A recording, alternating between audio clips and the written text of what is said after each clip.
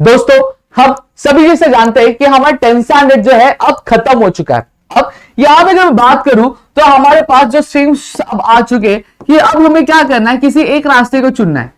अब यहां पर बात करूं तो रास्ते कौन से हैं? सबसे पहला जो रास्ता आता है आपका आर्ट्स का आता है, दूसरा जो आता है हमारा साइंस का आता है, और तीसरे अगर मैं बात करूं रास्ते की तो आपका आता है कॉमर्स का रास्ता आता है।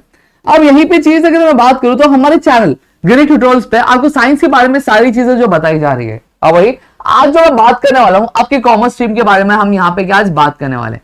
अब यहां पे ऐसा कई बार कहा जाता है कि कॉमर्स फील्ड में जॉब नहीं मिलती है, स्कोप नहीं है, इतनी अवेलेबिलिटी नहीं है, इतना अच्छा खासा फ्यूचर नहीं, करियर नहीं है। तो ये सारी चीजों के बारे में मैं आज यहाँ पे आप सभी को जानकारी की आप देने वाला हूं। साथ ही साथ आपको मैं कुछ जो बेनिफिट्स बताने वाला हूं जो आपको क्या देखनी चाहिए।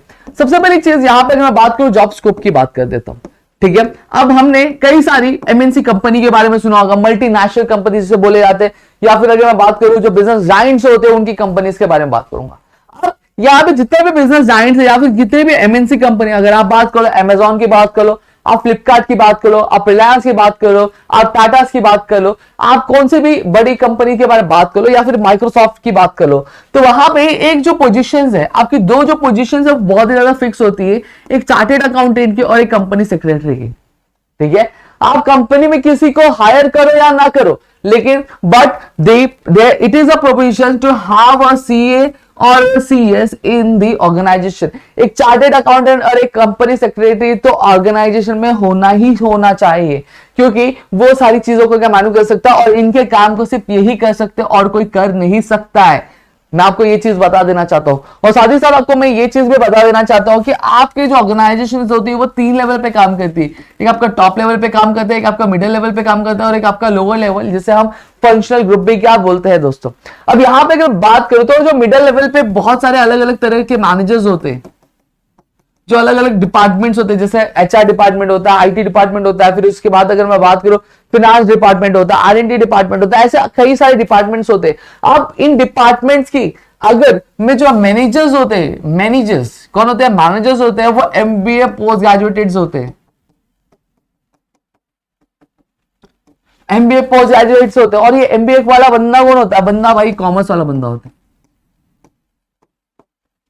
ठीक है। तो यहां पे आपके ऑर्गेनाइजेशंस में ये सारे जो रिक्वायरमेंट तो पड़ती है और लोग क्या करते हैं, इन्हें हायर करते ही करते हैं। अभी जैसे फिनांस का डिपार्टमेंट है तो वहां पे बट ऑब्वियसली बात है, एक ऐसे बंदे को हायर करते हैं जो फिनांस में क्या हो, एक्सपर्टीज हो, क्या हो, एक्सपर्ट हो, उसको हायर किया जाता है, उसको मैनेजर बनाया जाता है, की पर्सन बनाया जाता है आपके उस जॉब के लिए। समझ में आ गया? तो यहाँ पे ये एक जॉब अपॉर्चुनिटी आपके पास अवेलेबल रहती है। दूसरी चीज अगर मैं बात करूं यहाँ पे आपके ऑर्गेनाइजेशन की, तो आप जब ये कोर्स करते हो, आप कॉमर्स के किसी भी कोर्स में चले जाओ, आपके n number of courses we have. After 12th we have BMS, we have BAF, ठीक है। तो इसके बाद मेरे पास बीबीआई है, मेरे पास बीबीबीए है।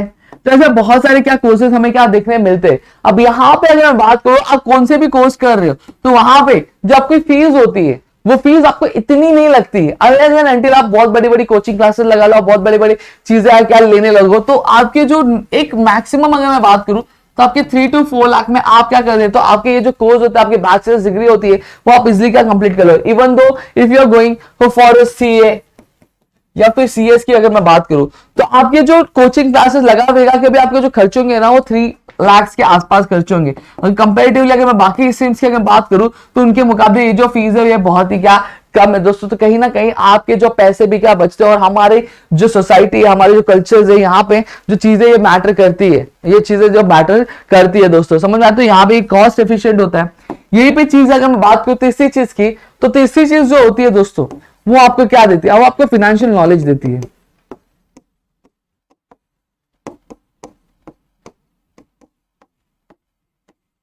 क्या देगी आपको, फाइनेंशियल नॉलेज देगी। अब फाइनेंशियल नॉलेज कैसे देगी, देखो अब यहां पे अगर आप कॉमर्स स्ट्रीम में जाते हैं तो आपको फाइनेंस के बहुत सारे क्या सब्जेक्ट्स देखने मिल जाते हैं, जहां पे आपको ये भी सिखाया जाएगा। जैसे 12th की अगर बात करें तो 12th एसपी में सबसे पहला जो सब्जेक्ट है वो टॉपिक है वो आपको कॉर्पोरेट फाइनेंस का है, कि कॉर्पोरेट फाइनेंस किस तरह से होना चाहिए, किस तरह से रेज किया जाता है, इस सारी चीजों के बारे में आपको नॉलेज दिया जाता है।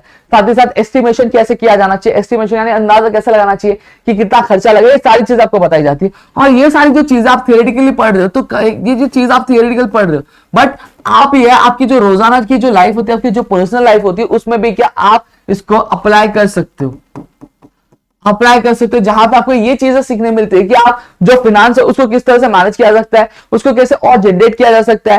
साथ ही साथ हमें ये भी सीखने मिलता है कि हम कैसे उसको क्या बढ़ावा क्या दे सकते हैं। जैसे for example if I take the example कि अगर मेरे पास सेविंग्स पड़ी हुई है, मेरे पास कुछ अमाउंट जो है घर पे पड़े हुए हैं, ठीक है, रिटेन करके मैंने बचा के रखे हुए हैं।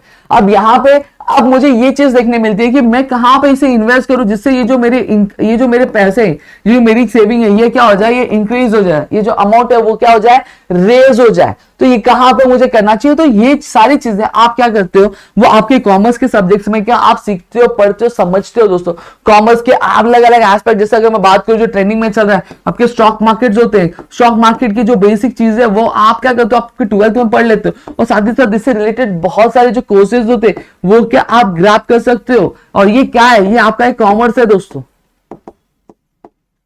ये भी क्या है, ये भी कॉमर्स का एक सब्जेक्ट है दोस्तों जो आप सीखते हो। और यहाँ पे हर कोई बहुत सारे बंदे क्या होते हैं, ये क्या होते हैं, इसमें इंटरेस्टेड होते हैं ये चीज करने के लिए। बट एक जो अगर आप एक कॉमर्स के बंदे हो तो आपको ये सारी चीजों के बारे में ऑलरेडी नॉलेज होगा कि बॉन्ड्स क्या होता है, डिबेंचर्स क्या होता है, इक्विटी क्या होता है, प्रेफरेंस क्या होता है, क्या प्रोविजंस होते हैं, क्या सारी चीजें रहती है, ट्रांसमिशन कब कर सकते हैं, साथ ही साथ रिनाउंसिएशन क्या होता है, ऐसे बहुत सारे टर्मिनोलॉजीज है। इन सारी चीजों के बारे में आपको क्या पहले से क्या नॉलेज रहता है। अब यहाँ पे चौथी चीज की अगर मैं बात करूं तो चौथी चीज जो है आपके जॉब के बारे में बात करता हूं, जॉब की। अभी एक जो चीज मारी जाती है, टोन जो कॉमर्स अंदर मारा जाता है वो ये रहता है कि कॉमर्स वालों को जॉब नहीं है, कॉमर्स वालों को जॉब नहीं है। तो मैं यहाँ पे आपको एक चीज क्लियर कर रहा है, ऐसा कुछ नहीं है, एक मिथ है। यहाँ पे आपकी कॉमर्स के अलग अलग सब्जेक्ट्स के बारे में बात कर ले। जैसे फॉर एग्जांपल आपने marketing as a subject choose किया है, तो ये जो मार्केटिंग जो सब्जेक्ट है ना, अपने आप में एक जॉब। अगर आप मार्केटिंग कर रहे हो तो आप क्या कर सकते हो, एक सेल्स पर्सन की जॉब तो कर ही सकते हो, ठीक है। आपने क्या किया, आपने फाइनेंस चूज किया है या फिर अकाउंट चूज किया है, आप एक अकाउंटिंग की जॉब कर ही सकते हो। ये बात है। आप फॉर एग्जांपल आपने क्या किया है, एचआर कर लिया है, एचआरएम किया हुआ है, तो आप एचआर की जॉब कर ही सकते हो किसी भी ऑर्गेनाइजेशन में। तो क्या है, तो आपके जितने भी आप सब्जेक्ट्स पढ़ोगे आपके कॉमर्स डिपार्टमेंट में, वो अपने आप में आपको क्या देती है, आपको एक जॉब क्या प्रोवाइड कर देती है। अभी जैसे लॉजिस्टिक्स का सब्जेक्ट है तो लॉजिस्टिक्स में भी आप क्या जॉब ग्रैब कर सकते हो, सही बात है। तो यहाँ पे आपका हर एक सब्जेक्ट आपको क्या कर रहा है, आपको जॉब प्रोवाइड करके दे रहा है। और साथ ही साथ मैं आपको चीजें बता देना चाहता हूं कि आपके जो जितनी भी कंपनीज होती है, जैसे फॉर एग्जांपल अगर मैं किसी एक हॉस्पिटल की बात कर लेता हूं, ठीक है, अब हॉस्पिटल में भी आपके अकाउंटेंट की जरूरत पड़ेगी ही, सही बात है।